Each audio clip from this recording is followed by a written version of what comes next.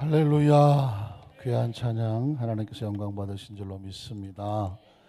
우리 주님을 사랑하시면 아멘 하시겠습니다. 우리 주님을 뜨겁게 사랑하시면 뜨겁게 아멘 하시겠습니다. 그 전에 음방울 자매라고 갑자기 성가대 찬양을 듣는데 느닷없이 음방울 자매가 생각이 났어요. 마포 종점을 불렀나 뭐 그랬던 것 같아요. 진짜 그분들 연세 많이 드셨을 텐데 목소리는 음방울이었습니다. 오늘 성가대 우리 권사 성가대 찬양이 꼭 음방울 자매 목소리 같았어요. 성경에 보니까 경우에 합당한 말은 은쟁반에 옥구슬 같다고 그러는데 어떻게 하면 이 찬양 소리가 이렇게 은쟁반에 옥구슬 굴러가는 것처럼 또 음방울이 딸랑딸랑하는 것처럼 저렇게 또 기도하고 찬양 연습을 하면 하나님께 쓰니까 얼마나 기뻐하실까 이런 생각이 듭니다. 거기다가 또 내용은 정말 사자후같이 엄청난 우주를 치는 소리로 한번 따라 하실까요? 세상이 감당하지 못할 사람. 여러분, 세상이 이 우주가 감당하지 못할 사람, 하나님이 함께 하시는 분은 세상이 감당하지 못한다. 내용은 우주를 진동하고 목소리는 음방울 소리였습니다. 우리 귀한 성가대 격려 박수 한번 할까요? 감사합니다. 정신이 번쩍 났어요. 한번 따라 하실게요. 하나님이 함께하는 사람은 세상이 감당하지 못합니다. 자, 여기서 한번 축복하세요. 당신은 세상이 감당하지 못합니다. 손도 대지 못합니다. 털끝 하나 손도 대지 못합니다.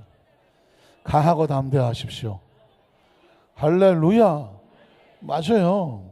우리가 자꾸 잊어버려서 그렇지 하나님이 함께 하시는 사람은 세상에 손을 댈 수가 없고 조그만 빛이라도 어둠이 뚫고 들어갈 수가 없어요. 왜냐하면 보십시오. 너무 칠흑같이 어둡다고 해도 성냥 하나 피면 금방 어둠이 물러가고 주위가 밝아지는 것처럼 빛은 어둠이 감당하지 못하죠. 하나님의 사람은 세상이 감당하지 못합니다.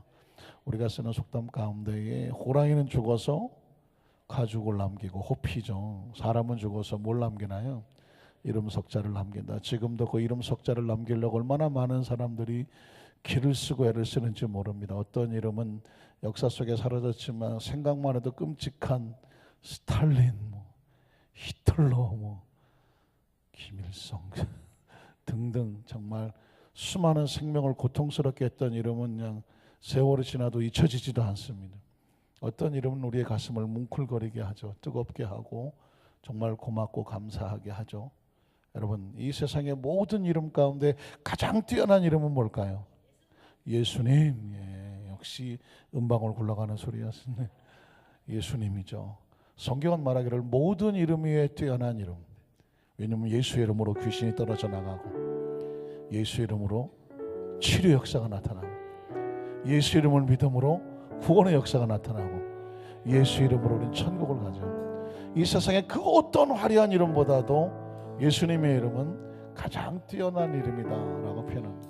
오늘 이 말씀을 듣기 전에 그 예수님의 뛰어난 이름, 주님의 이름은 모든 이름 가운데 뛰어나십니다. 한번 따라 하실까요? 주님의 이름은 모든 이름 위에 뛰어나십니다. 우리 함께 찬양하고 기도하도록 하겠습니다.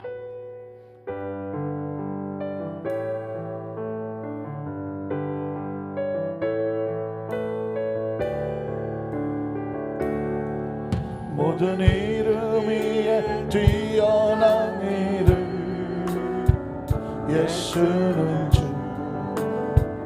예수는 주. 모든 무릎 꿇고 경배를 드리세.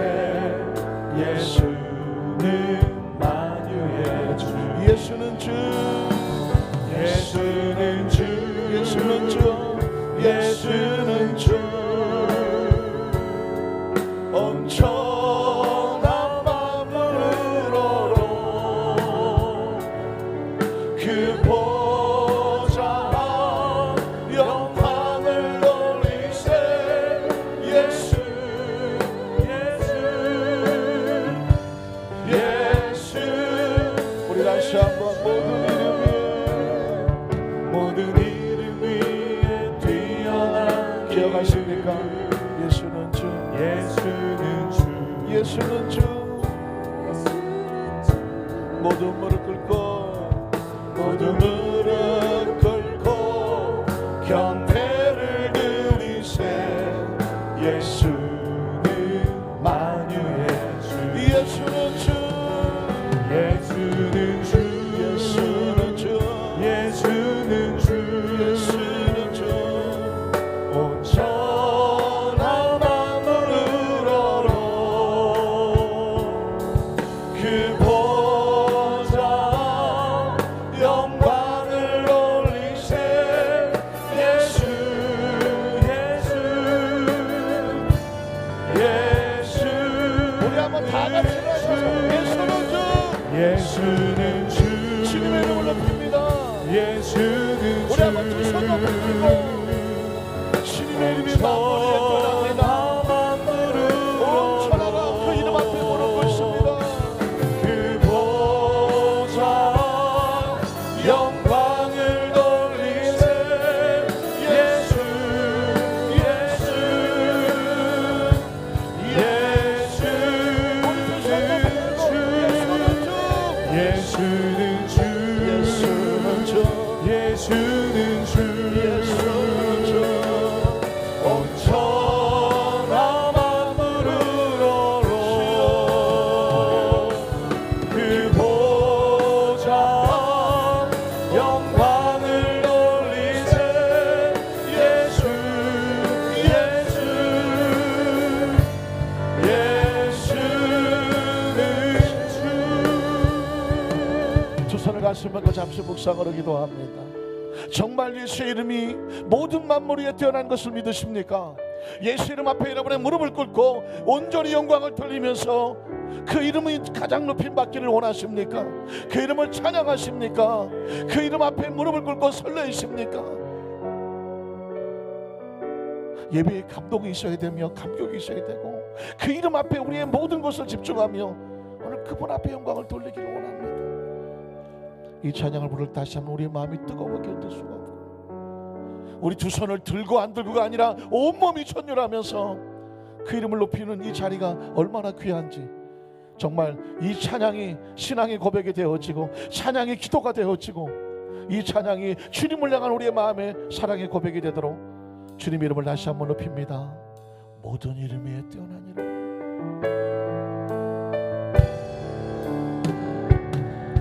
모든 이름 위에 뛰어난 이름 주여 예수는 주 예수는 주 예수는 주 모든 무릎 꿇고 경배를 드리세 예수는 만유 다시 한번 모든 이름 위에 뛰어난 이름 모든 이름 위에 뛰어난 이름 여러분 선포하십니다. 예수가 주인이십니다. 예수는 주 모두 무릎 꿇고 모두 무릎 꿇고 경배를 드리세 예수는 만유의 우리 찬양 예수는 주 예수는 주 예수는 주 예수는 주 온 천하 만물을 얼어 그 보좌 영광을 올리세 예수 예수 예수 더 뜨거운 목소리 예수는 주 예수는 주 온 천하 만물을 온 천하 만물을 얼어 그 보좌 영광을 돌리세 예수 예수 예수 우리 한번 예수는 주 주님 이름을 높입니다. 예수는 주 예수님이 주인이십니다. 온 천하 만물을 얼어 그 보좌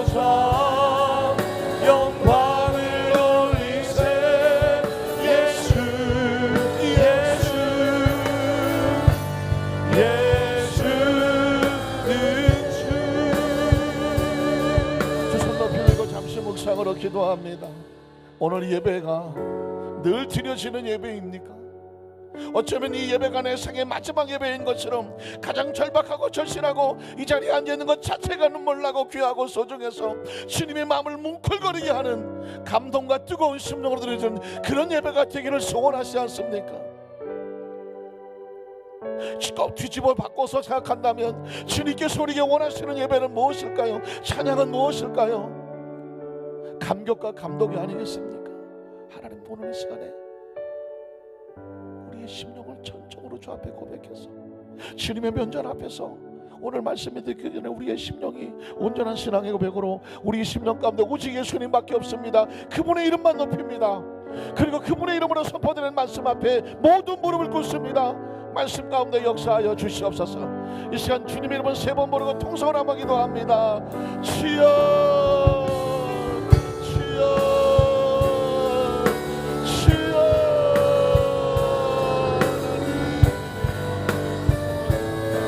세상 그 모든 이름 가운데에 오직 주님의 이름만 뛰어나십니다. 주님의 이름만 높일 수 있습니다. 예수님이 나의 주입니다. 주는 그리스도시요 살아계신 하나님의 아들입니다. 모든 생명의 그로 말미암아 증거한 것이며 그가 없이는 만물이 어떤 것도 지금이지 않았습니다. 그 안에 생명이 있었고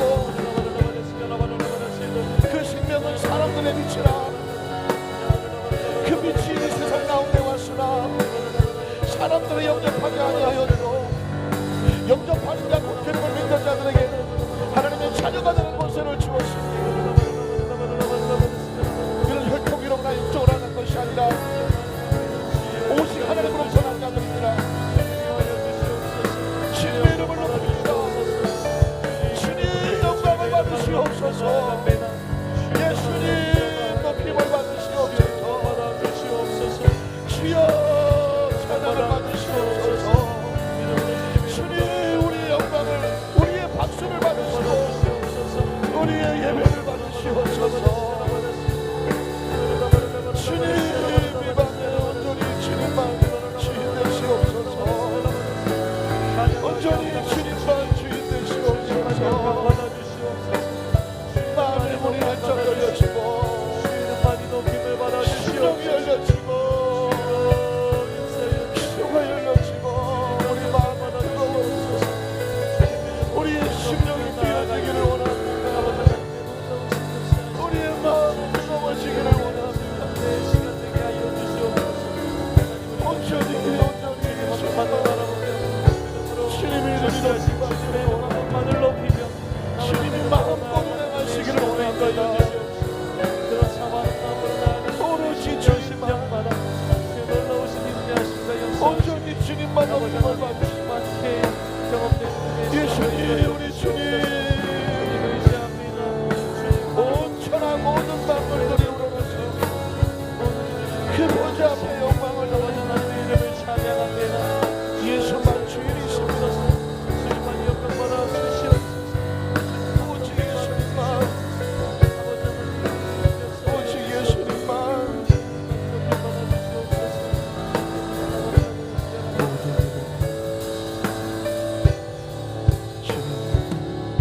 모든 이름이 뛰어난 이름 예수는 주 예수는 주 모두 무릎 꿇고 경배를 드리세 예수는 만유의 주 예수는 주 예수는 주 주님 예수는 주 온 천하 만물 우러러 그 보좌 영광을 돌리세 예수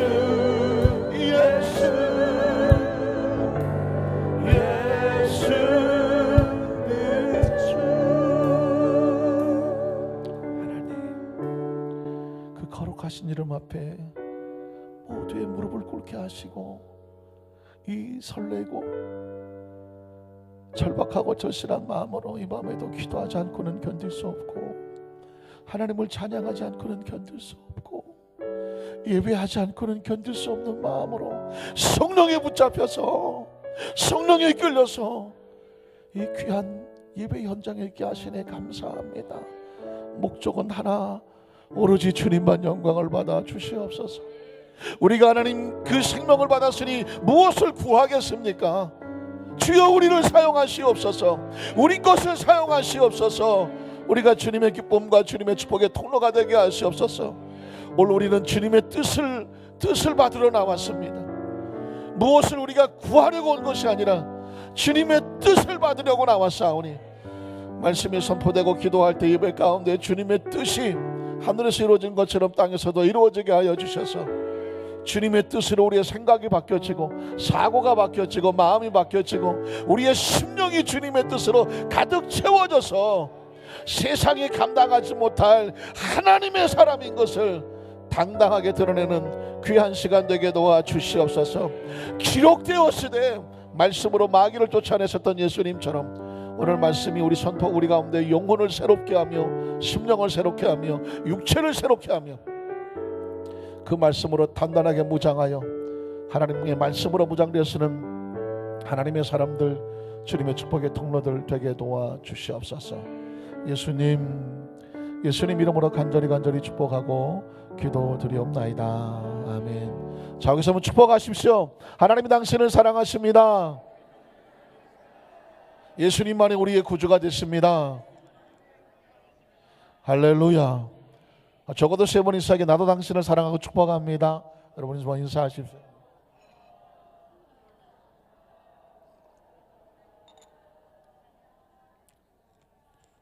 할렐루야.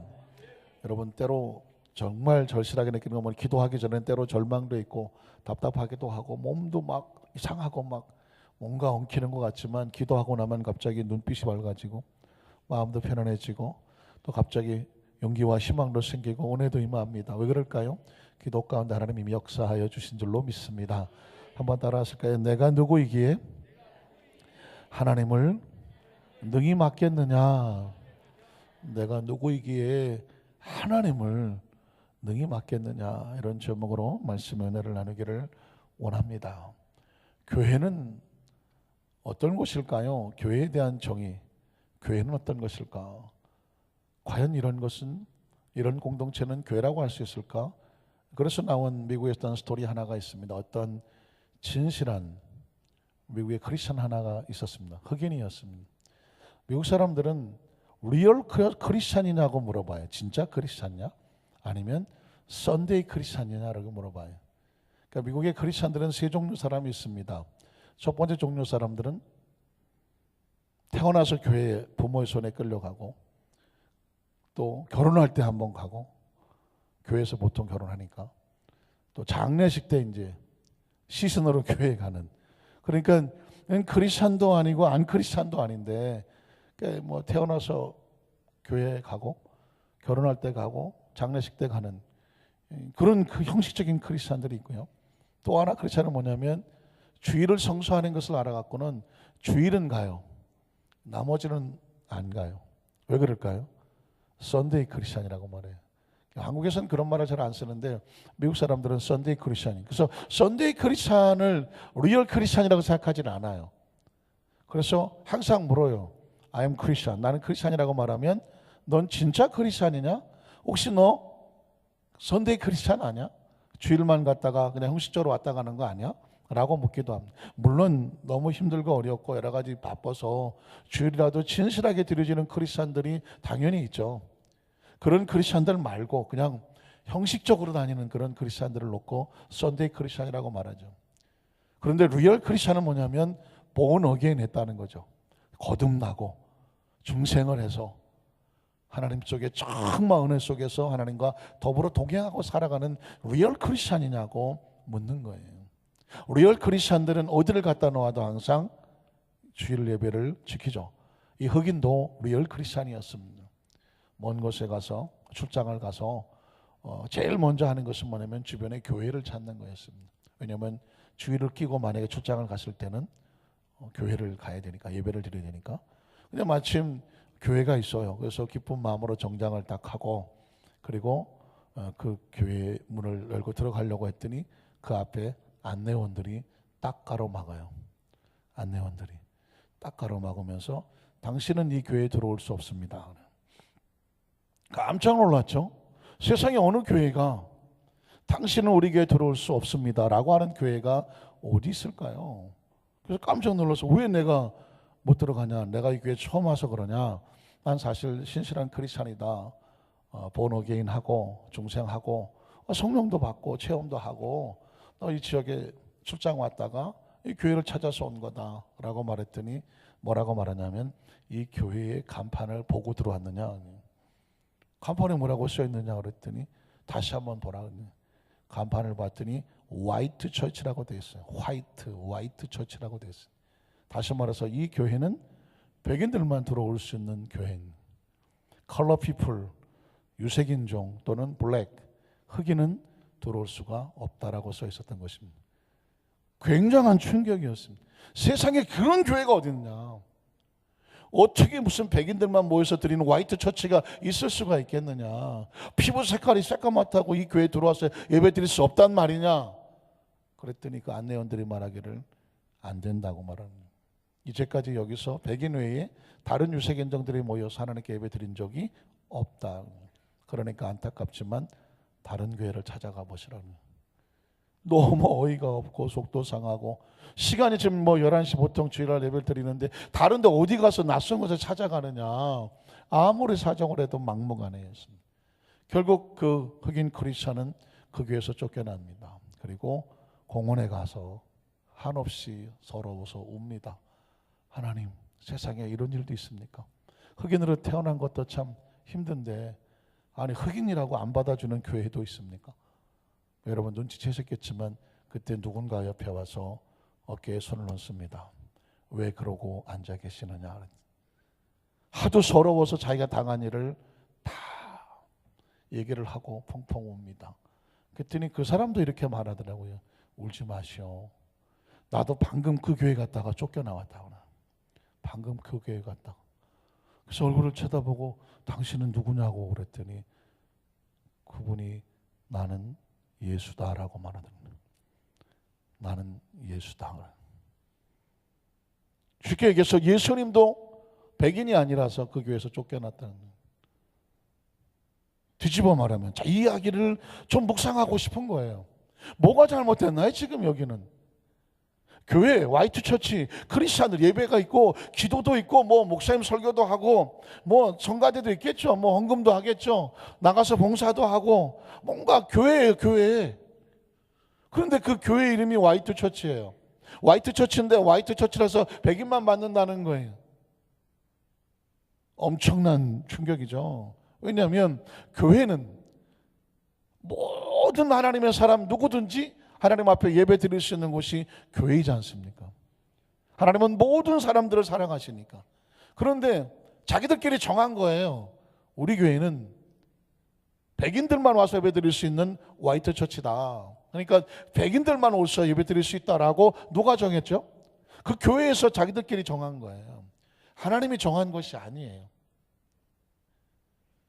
여기서부터 교회가 하나님의 뜻이 아닌 어떤 인간적인 규정과 어떤 것을 가지고 자기들끼리 정해놓으면 교회의 근본적인 원리와 목적이 변질되어 버리는 것을 알 수가 있죠. 심지어 자기들이 정해놓은 것 때문에 누구도 쫓겨났어요? 예수님도 쫓겨났습니다. 그러면 예수님도 쫓겨난 교회가 교회일까요? 교회가 아니죠. 건물이 있다고 교회 아닙니다. 사람들이 앉아 있다고 교회 아닙니다. 거기 찬양이 드려지고 교회의 모습이 똑같이 드려진다고 그래서 교회 아니에요. 교회는 누가 머리가 될까요? 교회는 누가 주인이 될까요? 교회는 누가 주권을 가지고 계셔야 되나요? 예수님이에요. 그 스토리는 여러분도 아마 수도 없이 들어봤음직한 그런 스토리지만 그 스토리에서 하고자 하는 메시지가 뭐냐면 교회는 예수 그리스도가 머리요, 주권이요, 주인이다. 이 교회에 어떤 사람이 교회에 나와야 될까요? 누구에게 물어야 됩니까? 성경을 찾아가서 하나님에게 물어야 되죠. 예를 들면 어떤 사람이 교회의 직분자가 되어야 될까요? 라고 할 때도 성경이 증거가 되는 거예요. 성경에서 말씀하고 있는 것에 따라서, 그 하나님의 말씀에 따라서 되는 거예요. 어떤 사람은 오자마자 나 장로님 시켜달라고. 가만히 보니까는 장로님들이 대표기도도 하시고 노란 빠치도 하시고 하는데 장로 시켜달라고. 그런 사람이 간혹 있을 수 있어요. 그래서 그걸 어떻게 말해요? 교회는 성경의 말씀에 따라서 장로님이 되기 위해서는 처음 와서 성도로서 신앙생활을 하면서 교육도 받아야 되고 또 침례도 받아야 되고, 그러면서 이제 집사의 직분도 하고 또 안수집사님도 되시고 하면서 나중에 정말 교회를 해서 목숨 걸고 헌신할 성도들이나 모든 사람들이 보기에 인정을 받고, 또 하나님 보시기에도 흠이 없고, 뭐 흠이 없는 사람 없겠지만은 그럼에도 불구하고 또 이제 정말 사람들 존경해서 일하실 분이다라고 인정하고 해서 장로가 되는 거다.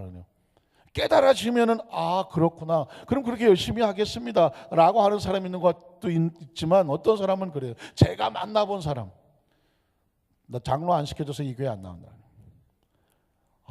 막무가내. 아니 성경이 있고 교리가 있고 교단원법이 있고 교회 원칙이 있습니다라고 말해도 무조건 시켜달래. 나는 시켜주면 잘한대. 잘하실지는 모르겠지만 누구의 마음대로 되지는 않는다. 결국 그분이 저한테 시험 들었네. 왜? 목사님이 안 시켜줬다는 거야. 또 누가 또 그렇게 얘기를 했어요. 여러분, 담임 목사님이라고 그냥 처음 막 교회 온 사람 장로 하세요 할 수 있을까요, 없을까요? 없죠. 왜냐하면 교회에는 하나님 말씀의 근거로 해서 원리가 있고 원칙이 있고 규정이 있고 룰이 있잖아요. 그래서 해서 이건 하나님이 정하셔야 돼. 그리고 그 근거는 성경이어야 되는 거예요. 그런데 지금 그 교회는 나름대로 원칙을 정했지만 누구 마음대로 정한 거예요? 자기들 마음대로 정한 거예요. 성경 어디도 백인들만 모이는 교회를 세워라고 한 말이 있나요, 없나요? 없는 거예요. 만약에 있다면 오케이. 만약에 있다면 오케이예요. 그렇게 드린다고 해서 누가 뭐라 그럴 사람 없어요. 그러나 성경은 예수를 믿는 자마다 누구든지 멸망하지 아니하고, 누구든지 예외가 없어요. 거기에 뭐 블랙, 칼라, 화이트, 피부 색깔 전혀 문제 없어요. 무슨 고향, 지역, 학력 다 필요 없어요. 영혼이 하나님을 사랑하고 예수를 구주로 믿음으로 말미암아 하나님 나라 속에 들어오면 누구든지 멸망치 않고 영생을 얻게 하려 하십니다. 교회는 바로 그래서 그 모든 사람들이 죄인이라도 회개하고 돌아와서 새로운 사람이 되어져서 천국을 향해서 가는 구원의 방주요, 구원 열차요. 믿으십니까? 우린 더불어 우리 함께 가는 공동체들인 줄로 믿습니다. 그래서 여러분, 성경에 보면 교회는 예수 그리스도가 머리가 되신다라는 말이 에베소 1장에 있습니다. 에베소서 1장 20절에 보면 그의 능력이, 하나님의 능력이 그리스도 안에서 역사하사 죽은 자들 가운데서 다시 살리시고 하늘에서 자기 오른편에 앉히사, 넘어가세요. 21절, 모든 통치와 권세와 능력과 주권과 이 세상뿐만 아니라 오는 세상 천국에 일컫는 모든 이름 위에 어떻게 하시고 뛰어나게 하시고. 모든 이름 위에 뛰어난다는 것은 뭐냐면 예수 그리스도가 모든 것 위에 있다는 것입니다. 그 다음 절 보면 그래서 또 만물을 그의 발 아래 복종하게 하시고 그를 만물 위에 교회의 무엇으로 삼으셨느니라? 머리로 삼으셨느니라. 그래서 교회의 머리는 누구다? 예수 그리스도예요. 우리가 신앙생활하다 보면 아주 조심해야 될 게 뭐냐면, 교회는 예수님께서 친히 성령으로 주권을 가지고 운행하시고 역사하시고 이끌어 가십니다. 교회의 규정은 누가 개인이 이거 좋겠다 저거 좋겠다고 하는 것이 아니라 성경을 근거로 해서 오랜 교회 역사 속에서 그 교리와 그 교단의 헌법에 맞게끔 규정을 정해놓은 건데, 그것도 사람들이 모여서 한 것이 아니라 다 성경적인 근거를 가지고 하는 것입니다. 혹시라도 그래서 우리는 신앙생활하면서 우리가 교회의 주인이다 이런 생각을 하면 그 순간부터 성령님이 역사하지는 않아요. 지금 성경이 말씀하시죠. 교회의 머리는 누구다? 예수님이다. 누가 머리에 삼으셨다?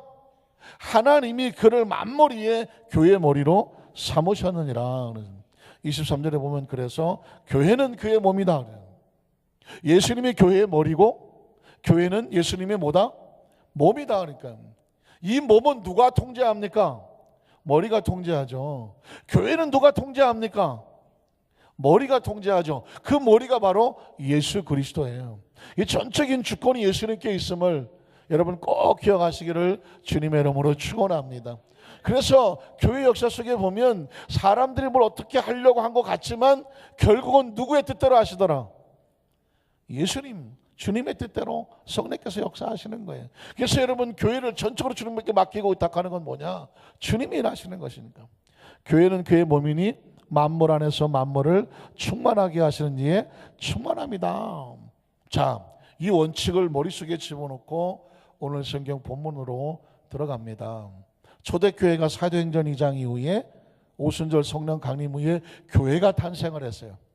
이제 막 태어났으니까 어린아이와 같아서 뭘 어떻게 할 줄을 모르겠어요. 각자 자기 마음대로 막 교회는 부흥되고 뻗어나가는데 뭘 어떤 규정을 어떻게 세워야 될지를 모르는 약간의 혼동이 오는 상황이에요. 그런데 이 사도행전은 교회가 탄생해서 성장해 나가는 가운데에 그 질서를 누가 잡으시느냐? 성령님이 잡고 계시는 것이죠. 그래서 이 사도행전 말씀을 잘 묵상을 하면 교회의 질서를 어떻게 세워야 되는지를 성경을 통해서 배우게 되는 것입니다. 사도행전 11장 1절로 3절을 오늘 본문에 가서 보면 유대에 있는 사도들과 형제들이 이방인들도 기억하시죠? 사도행전 10장에 보면 고넬료 집안에 베드로가 가서 말씀을 선포하고 성령의 세례가 임하고 성령 임하는 걸 보고 침례를 주었던 사도행전 10장에 그 사건이 있단 말입니다. 자, 근데 그 사건이 지나고 왔어요. 11장에 보면 유대에 있는 사도들과 형제들이 이방인들도 하나님 말씀을 받았다함을 들었습니다. 듣고 났더니 어떤 반응이 올까요? 베드로가 예루살렘에 올라갔을 때 할례자들이 뭘 합니까? 비난을 합니다. 베드로가 고넬료의 집에 가서 그들에게 하나님의 말씀을 전했더니 성령의 세례가 임하고 그들을 침례를 줬어요. 그랬더니 그 소식이 예루살렘의 사람들에게 들려왔어요. 베드로가 다시 예루살렘에 올라갔더니 거기 유대인들 할례 받은 사람들이 누구를 비난할까요? 베드로를 비난합니다. 그 다음 절 보면 이르되 네가 무할례자의 집에 들어가서 함께 먹었다. 무할례자가 누굴까요? 이방인 고넬료 집안입니다. 그러니까 네가 할례 받은 유대인으로서 율법을 어기고 저 이방인들과 같이 먹고 마시고 지냈으니 네가 뭐 받아서 마땅하다? 비난받고 신란받아서 마땅하다는 거예요. 여기서 아주 무서운 사건이 하나 숨어 있습니다. 혹시 어제 목요 새벽 예배에 오신 분 기억할지 모르겠지만 6월절 어린 양은 누가 먹을 수 있느냐라는 제목으로 제가 설교를 했단 말이죠. 그러니까 6월절 어린 양은 하나님께서 그 양을 잡아서 그 밤에 먹고 그 피를 바르고 그 살은 깨끗이 다 먹어서 치우고 나머지는 태워서 없애고 이런 6월절의 과정을 말씀하시면서 누가 먹을 수 있느냐? 첫 번째, 할례 받지 못한 백성은 못 먹는다. 이방인들도 못 먹는다. 품꾼다. 뭐 섞여 들어온 잡족들도 못 먹는다. 오직 유대인들만 먹는다. 이렇게 말씀했어요. 그 다음에 놀라운 말은 뭐냐면 그러나 이방인들이라고 할지라도 유대인들처럼 할례를 받으면 누구처럼 취급받는다? 본토인처럼 취급받는다. 이방인들도 할례를 받으면 유대인과 똑같이 구원의 반열에 들어온다 라는 말씀을 하셨단 말이죠. 그러니까 어떤 일이 벌어지냐면 여기 있는 할례자들은 이 사람들이 유대인인지 아니면 이방 족속인지 몰라요. 자기들이 할례를 받으면서 유대인과 똑같이 취급을 받고 나니까 무슨 생각이 들었냐면 이제 난 우린 유대인이야, 하나님의 축복받은 사람이야. 자기들끼리 권리를 가졌어요. 그리고 옛날에는 자기들도 무할례자였었는데 할례를 받고 나니까 이제 선택된 민족으로 생각을 하고 이방인들을 뭐 하기 시작했느냐면 손가락질하고 아이 저것들은 더러운 놈들이야 비판하기 시작을 했다는 것입니다. 다시 말해서 옛날에는 지저분했던 사람이었는데 깨끗이 씻김을 받고 났으면 그 지저분한 사람들을 불쌍히 여겨야 되는데 자기는 씻겨졌다고 더 지저분한 사람들을 돌을 던지기 시작을 하네. 마치 안 그랬던 것처럼. 이게 지금 할례자들이라고 성경은 그렇게 말하고 있는 것입니다. 자, 이런 상황이 되어버렸을 때 베드로가 이 사람들에게 이렇게 말을 합니다. 4절에 보니까 베드로가 그들에게 이 일을 차례로 설명을 합니다. 어떻게 설명할까요? 이르되 내가 요빠시에서 기도할 때에, 여러분 사도행전 10장의 내용을 다 아시는 건데 베드로가 설명을 하니까 한번 리마인드를 한번 해볼게요. 내가 요빠시에서 기도할 때에 황홀한 중에 환상을 보게 됐다. 하나님 보여주는 환상이죠. 큰 보자기 같은 그릇이 내 귀에 메어서 하늘로부터 내려서 내 앞에까지 드리워지거늘, 그래서 이것을 주목해 봤더니 땅에 네 발 가진 것과 들짐승과 기는 것과 공중에 나는 온갖 율법에 보면 부정하다고 말하는 그런 것들이 그 보자기 안에 가득 있는 것이 보이더라. 그래서 또 들으니 하늘에서 소리가 있는데 내게 이르되 베드로야 일어나서 이것들을 잡아먹으라고 명령하는 소리가 들렸다. 그래서 내가 주님 그럴 수 없습니다. 속되거나 깨끗하지 아니한 것, 율법에서 부정하다고 말한 것 결코 내 입에 들어간 일이 있다 없다. 한국 사람 같았으면 그냥 깨끗이 먹어치웠을 텐데, 아유 저거 그냥 다 먹어쳤을 텐데, 유대인들은 하나님께서 율법에 이것 먹지 마라 저거 먹지 마라, 뭐 메기 같은 거, 뭐 비늘 없는 거 먹지 마라, 뱀장어 먹지 마라, 뭐 하여튼간에 먹지 말라는 것도 많아요. 그러니까 유대인들은 그것에 따라서 먹지를 않았어. 베드로도 그래서 먹지를 않았어요. 내 입에 들어간 적이 결코 없다고 말을 했습니다. 그랬더니 그 다음 절에 뭐라고 말하냐면 또 하늘로부터 두 번째 소리가 있어서 내게 이르되 하나님이 깨끗하게 하신 것을 내가 속되다고 하지 말아요. 그 사람이 깨끗한지 안 깨끗한지는 누구만 아신다? 하나님만 아신다. 지금 이 짐승이, 이것들이 율법의 겉으로 보기에는 지저분하고 부정한 것들인데, 그래서 이때까지 입에 넣어본 적이 없는데 하늘에서 소리가 와서 먹으라고 말하는 거예요. 하나님 난 못 먹습니다라고 말했더니 야 이 사람아, 하나님이 깨끗하다고 말했는데 네가 왜 부정하다고 말해? 이해가 가십니까? 혹시라도 저와 여러분의 머릿속에 단 한 사람이라도, 아니 그 어떤 것이라고 할지라도 내 생각에, 내 선입견에, 내 편견에, 내 사고에 아이 그건 틀렸어, 아이 그 사람은 안 돼, 아이 저거는 뭐, 혹시라도 우리 가운데 따돌려 놓거나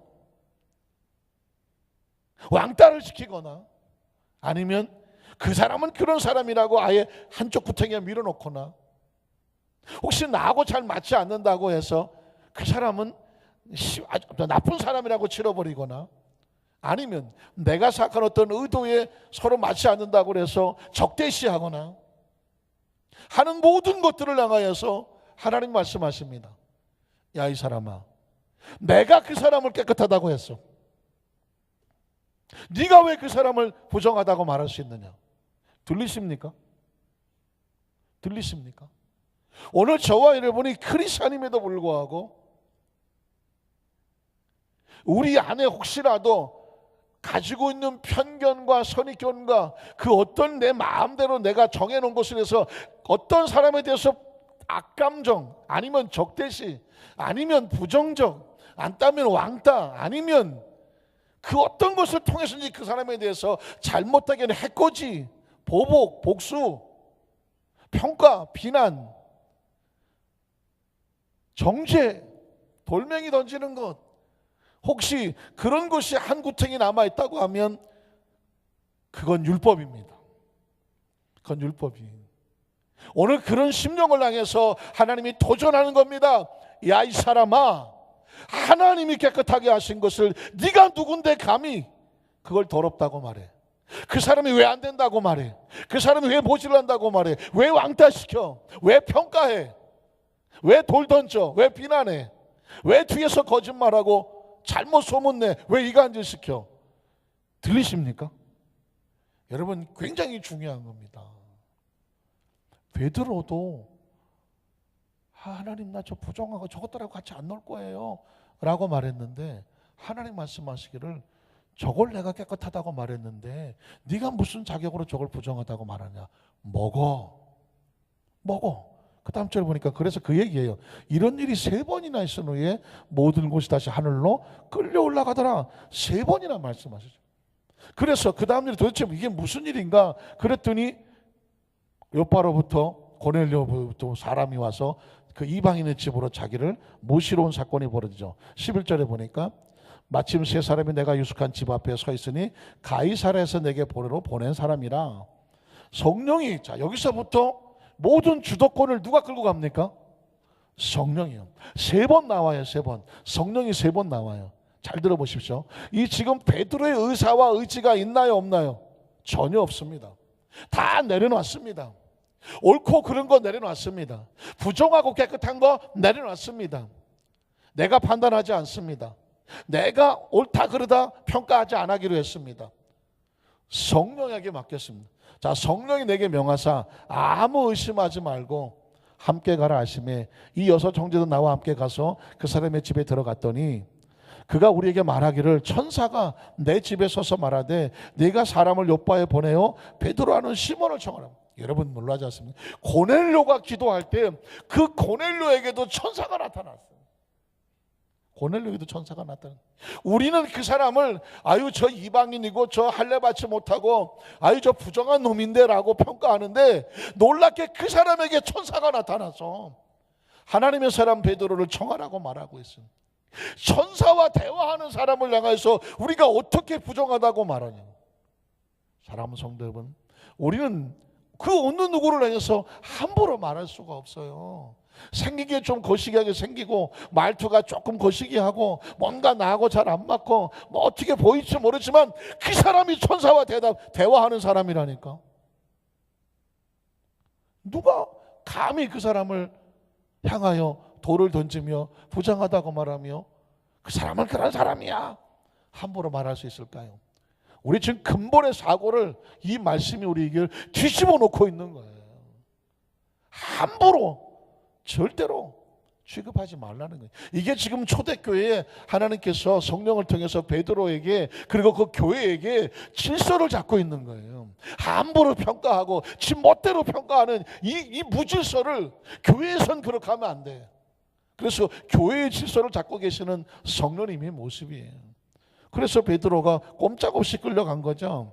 천사 말하되 내가 사람을 요바에 보내 베드로한 시몬을 청하라. 그래서 그가 너와 내 온 집에 구원받을 말씀을 내게 이르리라 함을 보았다고 말하는 것입니다. 그래서 15절에 보면 내가 말을 시작할 때에 베드로가 설교를 시작하는데 자, 두 번째 성령이 그들에게 임하는 거죠. 성령이 그들에게 임하시기를 처음 우리가 오순절 마가다락방에 성령 받았던 것처럼 사도행전 10장에도 보니까 고넬료 가정에도 똑같이 성령이 임하더라. 유대인들에게만 임한 것이 아니라 그 이방인들에게 임하고 오순절 마가다락방에 임한 것이 아니라 고넬료의 집에도 임하더라. 성령이 임하더라는 것입니다. 그래서 베드로가 깜짝 놀란 거죠. 그래서 16절에 보니까 내가 주의 말씀에 요한은 물로 침례를 베풀었으나 너희는 성령으로 침례를 받아 하신 말이 생각이 났다. 이 말씀이 어디 있나요? 이 말씀 어디 있죠? 요한은 물로 침례를 베풀었으나 너희는 몇 날이 못되어 성령으로 침례를 받으리라. 어디 있나요? 언제? 예수님이 승천하시기 전에 사도행전 1장에 승천하시기 전에 제자들에게 주의 나라가 임할 때가 뭐 이스라엘 회복이 언제입니까? 했더니 때와 기한은 너희 알 바가 아니요 오직 너희가 성령이 임하시면 너희가 권능을 받고 그 말씀을 하시던 시대에 요한은 물로 침례를 베풀었지만 너희는 성령의 불로 침례를 받아야 돼요. 그 말씀이 생각났다는 것입니다. 그게 유대인들만 한 말씀이 아니었다는 거죠. 이방인들에게도 성령의 불이 임하더라는 것입니다. 성령이 역사하시더라 그 얘기를 하는 거죠. 그래서 17절에 보니까 그런즉 하나님이 우리가 주 예수 그리스도를 믿을 때에 주신 것과 같은 선물이 뭐예요? 성령이죠. 똑같은 유대인에게도 주었던 선물을 이방인에도 똑같이 선물을 하나님이 주셨으니, 하나님이 주셨는데 베드로가 말하는 거예요. 내가 누구냐? 내가 감히 누구이기에 하나님을 너희 맡겠느냐 하더라는 것입니다. 교회는 예수님이 머리가 되셔서 하나님이 성령을 가지고 이끌어 가시는 거예요. 믿으십니까? 심지어 베드로조차도 어디 가서 말씀을 전하라고 할 때 가야 될까요? 말아야 될까요? 네가 판단하는 게 아니라는 것이죠. 네가 보기에 아유 저 부정한, 저긴 가면 덕이 안 되는데, 덕이 되든 안 되든 누가 평가해요? 하나님이 하시는 거예요. 넌 가서 말씀만 전하면 돼. 갔더니 성령이 임해. 갔더니 그 사람들은 성령을 사모하는 사람이고 성령의 불이 임해요. 사랑하는 우리 모든 우리 안산교회 사명자 여러분, 우리의 사명의 주체는 누굴까요? 성령님이에요. 우리가 하기 싫든 뭐가 시간이 없든 바쁘든 아유 나 못해요, 할 수 있을까요? 없을까요? 할 수 없는 거예요. 감히 누구이기에 하나님이 하라고 하는 것을 맡겠습니까? 감히 누구의 하나님이 끌어가려고 하는 것을 너를 통해서 일하기 원하신다고 하는데 감히 내가 원하는 방법대로 하겠다고 할 수가 있겠느냐 말입니다. 말씀을 정리하려고 합니다. 사랑하는 성도 여러분, 오늘 이 말씀은 그냥 성경 구절 하나가 저와 여러분의 머릿속에, 생각 속에, 사고 속에 박혀 있어야 돼요. 우리는 말씀을 듣고 순종하는 자지, 우리가 하나님에 대해서 왜 이렇게 하십니까? 묻고 따지는 존재가 아니에요. 베드로가 한번 덤빈 거 아닙니까? 하나님, 나는 이때까지 이런 부정한 것들을 먹어본 적이 없습니다. 그런데 왜 이걸 나한테 먹으라고 합니까? 안 됩니다 라고 한번 덤벼봤죠. 그랬더니 하나님 말씀하신 게 야 이 사람아 하고 바로 들어온 거 아닙니까? 하나님이 깨끗하다고 한 것을 네가 뭔데 부정하다고 말해. 하나님이 깨끗하다고 하면 깨끗한 거야. 네가 보기에는 모자라 보이고 더러워 보이고 부족해 보이지 모르지만 하나님이 지금 너에게 사인하고 있잖아. 너는 하나님 말씀에 순종만 하고 따라가고, 먹으라면 먹고 먹지 말라면 먹지 않으면 되는 거야. 가서 전하라고 하면 전하고, 전하지 말라면 전하지 않으면 되는 거야. 성령의 역사가 내리고 하는 것은 하늘에서 내리는 거야. 베드로가 그것을 엄청난 것을 보고 깜짝 놀라죠. 더 놀라운 것은 뭐냐면 그렇게 말을 했더니 초대교회 성도들이 어떻게 되냐, 18절 나올까요? 18절 보니까 그들이 이 말을 듣고 어떻게 합니까? 잠잠합니다. 아까까지만 해도 저 베드로 저거 가갖고 그냥 무할례자들한테 가서 말이야, 찾아가서 그만 같이 먹고 마시고 율법을 우습게 하는 저것도 사도냐 막 덤벼들라고 했었는데, 하나님이 성령이 역사하시고 성령의 불이 내리고 성령으로 침례를 준다는 말씀이 생각나서 하나님이 하시는데 내가 어떻게 맡겠냐라고 베드로가 말씀을 하니까 이 말을 들었던 모든 할례자들이 잠잠합니다. 여러분, 잠잠하기 쉽지 않아요. 사람은요, 자기 마음속에 몇 가지 개를 키운다는 개. 첫 번째 개가 뭐냐면 편견이야. 편견. 말장난이죠. 편견. 한쪽으로 치우쳐보는. 또 하나 뭐냐? 선입견. 처음에 보고 자기 저건 저럴 거야 라고 하는 선입견. 그래서 여러분, 굉장히 무서운 겁니다. 한쪽으로 치우친 생각, 편견, 그 처음에 보자마자 그럴 거야 라고 하는 선입견, 이게 머릿속에 딱 들어오면 절대로 올바른 평가를 내릴 수가 없다는 것입니다. 크리스찬들은 이 속에서, 우리 속에 있는 개를 잡아야 돼. 개를 잡아야 돼. 두 마리 개를 잡아야 돼. 한 개는 뭐예요? 편견. 한쪽으로 치우쳐갖고 그냥 삐딱하게 그것만 보고 있는 편견. 또 한 마리 개는 뭐예요? 선입견. 딱 보자마자 아이 저건 저럴 거야. 자기가 먼저 생각해버리는 건. 이 개를 잡아야 돼. 잡아 드시라는 것은 아니야. 잡아 드시지 들든지 말든지 그거는 여러분 취향에 맡기지만, 중요한 건 어떤 상황에 맞추면 하나님이 하시는 것에 대해서 엎드려서 묵상하며 귀를 기울여야 돼요. 베드로는 편견과 선입견으로 고넬료 집을 대하려고 했다가 하나님으로부터 야 이 사람아 소리를 들었습니다.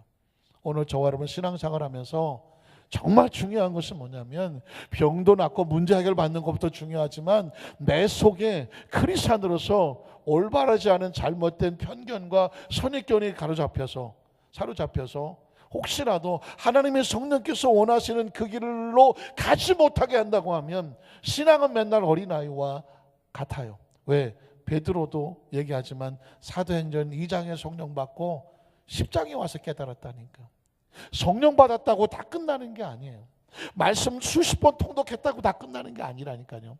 말씀을 깨달아서 그 속에 담겨져 있는 하나님의 의도와 계획에 우리가 내 뜻을 굽히고 나갈 때에 그게 올바른 말씀의 실천이 될 줄로 믿습니다. 간절히 바라는 이 축복의 주인공 되시기를 주님의 이름으로 축원합니다. 기도하겠습니다. 전능하신 하나님 아버지,